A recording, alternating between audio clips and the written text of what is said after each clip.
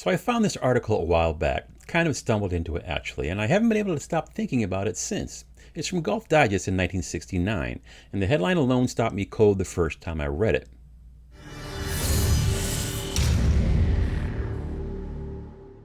A woman wrote that to an audience that at the time was almost entirely men who'd grown up idolizing Arnold Palmer and Jack Nicklaus. She wasn't trying to pick a fight, she was just telling them something true. Her name was Susie Maxwell Byrne. She just won the Women's U.S. Open, and her whole argument boiled down to this. If you're an average golfer, you'd actually learn more from watching her and the rest of the LPGA than from watching Arnie and Jack. Not because the men weren't great, but structurally, their game and yours had almost nothing in common. And here's the thing though, she was right. And now we have decades of data that backs her up in ways she probably never imagined. This is 3 Putt Pauly, the author of the book Playable Golf. Let's get into it. So let me tell you a bit about this article and the woman who wrote it. July 1969, Golf Digest. And the headline is, "To improve your game, watch me, not Arnie and Jack." Written by Susie Maxwell Byrne, who'd won the U.S. Women's Open the year before. Now, if that name doesn't ring a bell, that's kind of the point. She passed away in October of 2024 at the age of 83. And I'd guess most of the recreational golf world never really knew who she was, which is a shame, honestly, because she was one of the best players of her generation.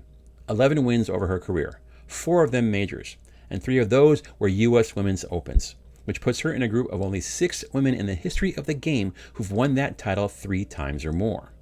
She made the World Golf Hall of Fame in 2021, and for what it's worth, Tiger Woods was in that same induction class. She also did most of this while raising 2 daughters and playing a partial schedule. Some of her best years, she played fewer than 10 events, and she was still winning majors. So when she sat down and wrote something for Golf Digest in 1969, it wasn't coming out of nowhere. Here's basically what she said. If you're an average male golfer, you'd improve faster by watching the women's tour than by watching Arnold Palmer or Jack Nicklaus. Not because Palmer and Nicklaus weren't great, they obviously were, but because the game they were playing on tour had almost nothing in common with the game you're playing on a Saturday. Now, before you think I'm telling you to stop watching the PGA Tour, God, I'm not. Watch whoever you want. This really isn't about who you watch. It's about who you learn from. And those turn out to be 2 very different questions. So here's why that question even matters in golf specifically. Most sports keep some separation between the pros and everybody else. Different fields, different equipment. Golf doesn't really work that way. You and the touring pros are out on basically the same kind of land, trying to do the same basic thing.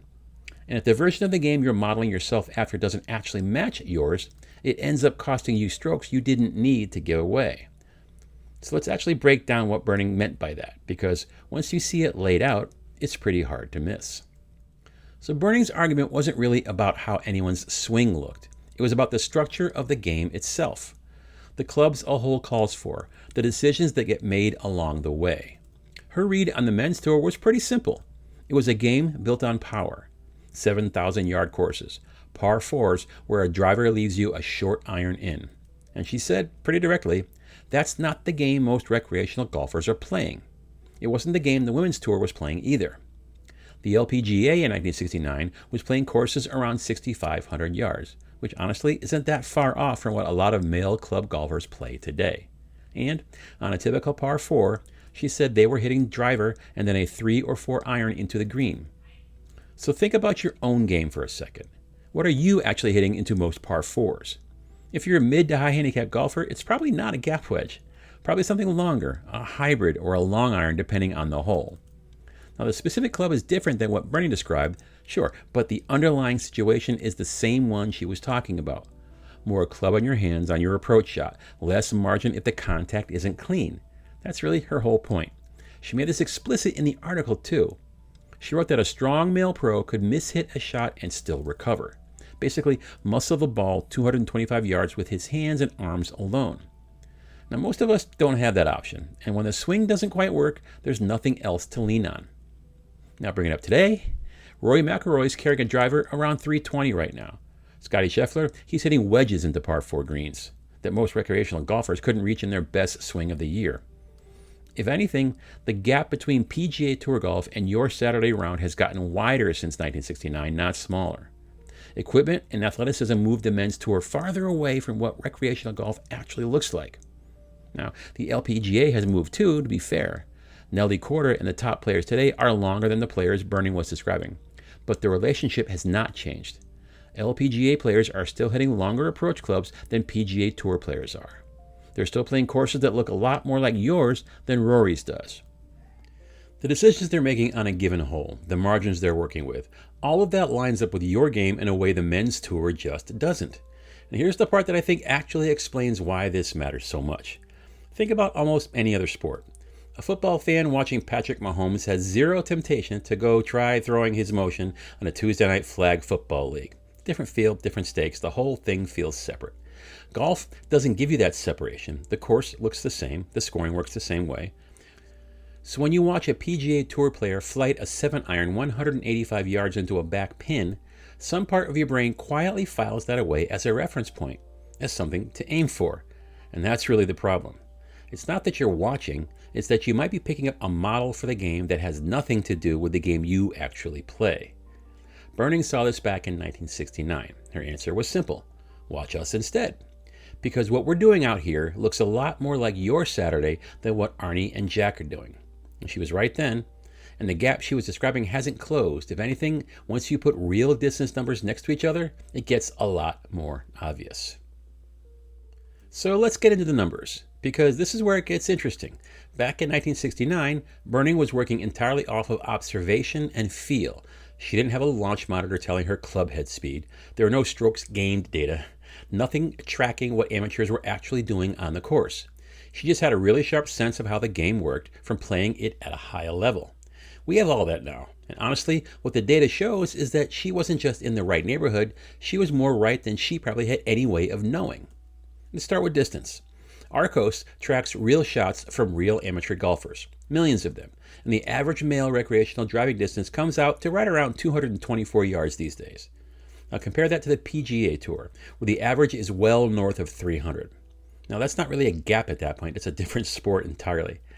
Now look at where the LPGA players land. Top players on the women's tour are driving it somewhere in the 250 to 270 range. Still well past most recreational golfers, as you'd expect from elite athletes, but the structural picture is completely different. The approach clubs they're hitting, the decisions tied to those distances, the way they're working a hole from tee to green, all of that maps onto your game in a way the PGA Tour strategy just doesn't. Here's a simple way to think about it.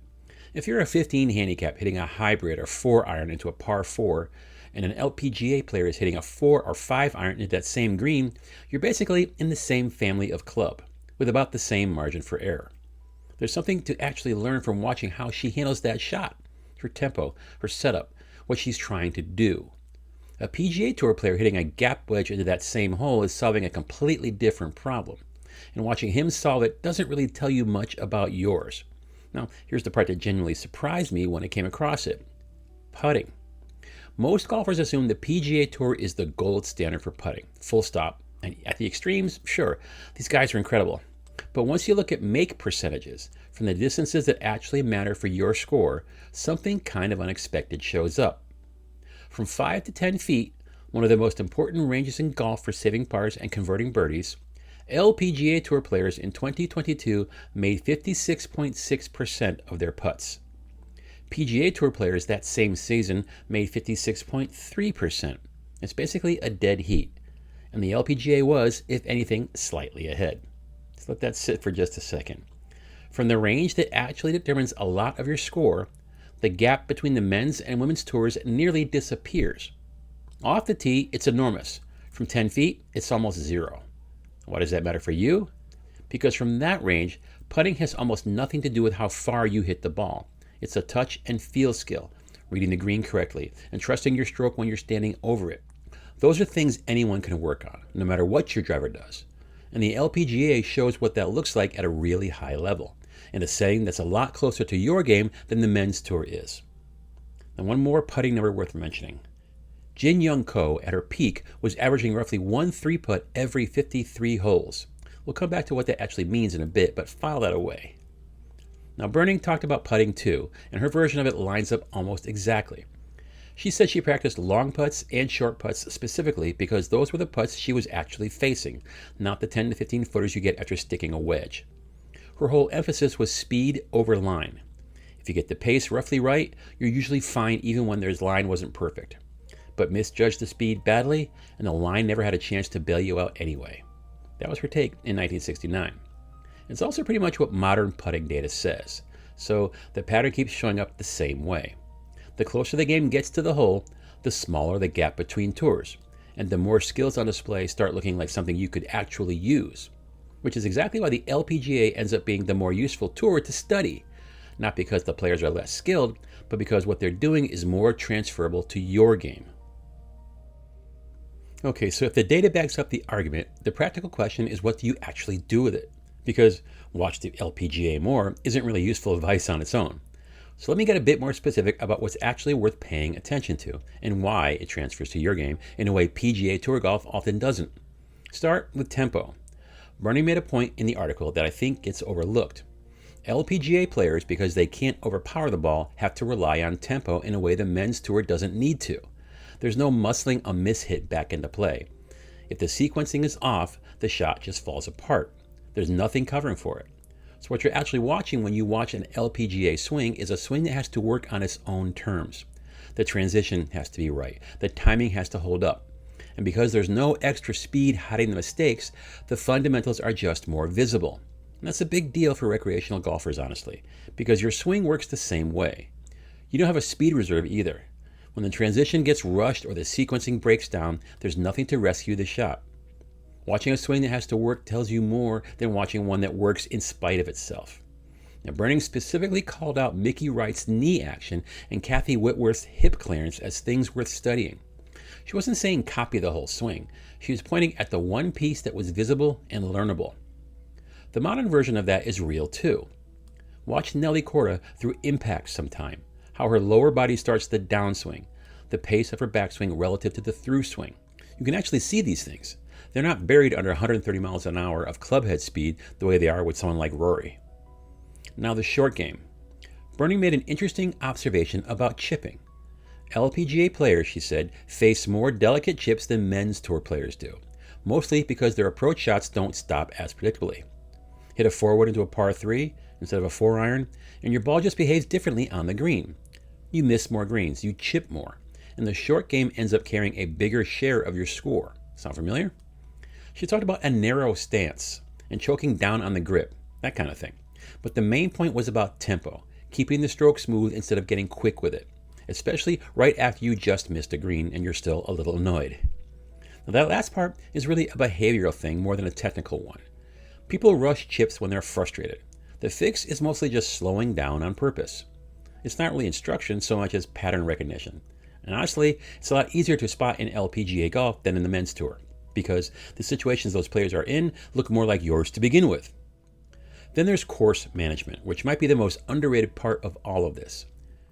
When you can't overpower a course, you have to think your way around it. It comes down to where you put the tee shot and how you're accounting for your typical miss, basically taking the shot that avoids a big number or the one that might produce a birdie. Watch an LPGA player work through a tough par 4 and just pay attention to the decisions, where she's aiming off the tee and what she's setting up for the approach. It maps onto your situation almost directly because she's working under similar constraints. She can't just blow it past the trouble, so she has to find another way through. And just to be clear, none of this is about the LPGA being some lesser version of golf.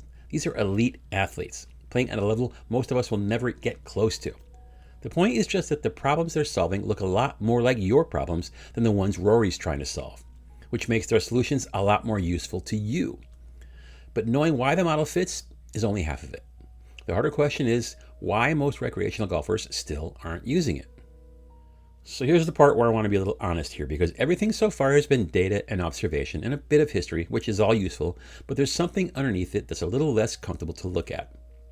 A lot of recreational golfers aren't just watching the wrong tour for instruction, they're trying to play a version of golf that doesn't actually exist for them.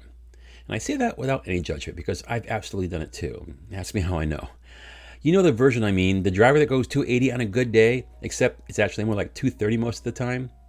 Going at every flag instead of just the green. Pulling the club the yardage marker says, even though your real numbers with that club are usually shorter. Going for the carry over the bunker because you pulled it off once, that one time 3 years ago. That's ego golf, and it costs you, not in dollars, but in strokes you didn't need to give away. Byrne's article was quietly getting at this the whole time. She wasn't only talking about technique, she was suggesting that the entire orientation of your game might be a bit off. And that first step to playing better is being honest about what game you're actually playing. The data backs this up pretty clearly. Arcos data across millions of amateur rounds shows that recreational golfers consistently overestimate their distances, usually by somewhere around 10 to 20 yards, depending on the club. Well, that's not nothing. On a 150-yard par 3, that's the difference between the right club and one that leaves you short of the green over and over, wondering why your irons feel unreliable.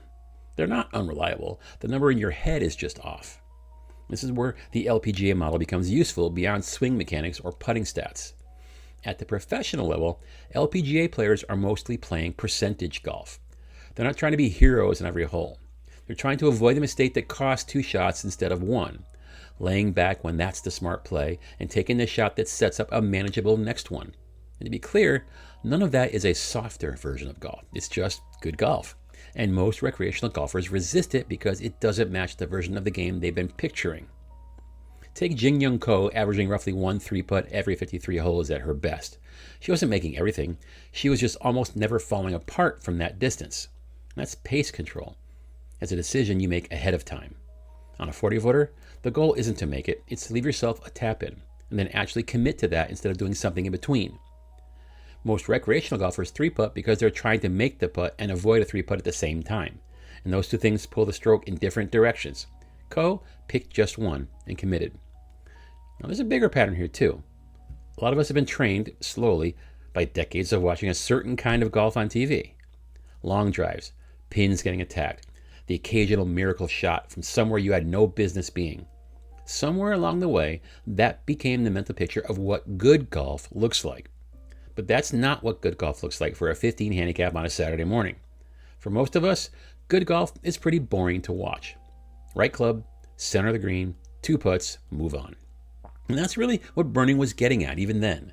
Not a lesser way to play, just a more honest one. So Byrne wrote that piece in the summer of 1969. She was 27, fresh off winning the U.S. Women's Open, and she was making an argument that most of her readers probably weren't ready to hear. Watch me, not Arnie and Jack. She passed away in October of 2024, and I doubt most of the golf world even noticed, which is sort of the whole point of this video, because what she worked out just from playing and paying attention turned out to hold up against everything we've built since. Launch monitors, strokes gained, Arcos tracking millions of amateur rounds. And the putting numbers we just looked at, where the 2 tours converge right at the distances that actually decide your score, she got there first, with none of that to lean on.